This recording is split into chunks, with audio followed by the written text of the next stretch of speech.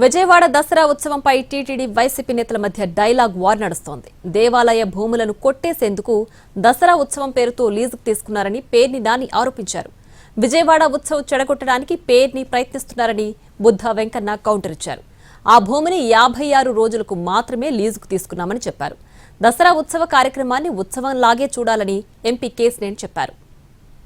పక్క దసరా ఉత్సవాలు బిగిన్ అవుతుంటే ఈ సందట్లో సడేమయ్యా ఈ చిలకోటి ఈ వ్యాపారం ఏంటి? మీరు దసరా ఉత్సవాలు కాదా ఈ ప్రభుత్వానికి? అంటే దసరా ఉత్సవాల మీద ఫోకస్ కంటే కూడా ఈ గొల్లపూడిలో ఈ ఉత్సవాలు చేస్తారంట. అంటే దసరా ఉత్సవాలు గాలికేనా? లైన్లు గీన్లు భక్తులు ఏం పట్టించుకోరా? ఇదేంటి అమ్మవారి ఉత్సవాలకు పోటీగా ఉత్సవాలు ఏంటి? ఇది ఎక్కడ ఉత్సవాలు? ఏనాడు వెళ్ళి దండం పెట్టినటువంటి ఆ గుడి గురించి పట్టించుకున్నటువంటి మా కులరవీంద్ర గారు ఇప్పటికి 3 సార్లు వెళ్ళిపోయారు స్వామివారి దగ్గరికి. జూలై నుంచి ఉత్తరాలని రాసేస్తారు.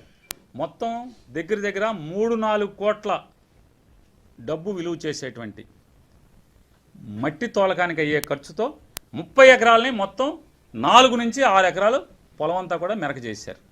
పేరున్నాని తన భార్య పేరు మీద బియ్యం బొక్కేసిన సంగతి ప్రతి ఒక్కరికి తెలుసు.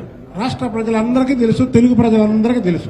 ఈయన 2007లో రాజశేఖర రెడ్డి ముఖ్యమంత్రిగా ఉన్న టైంలో ఇదే దేవాలయ భూముల్ని ఆక్రమించుకొని తన సొంతంగా దోచుకున్న సంఘటన నువ్వు దాని మీద మాట్లాడు.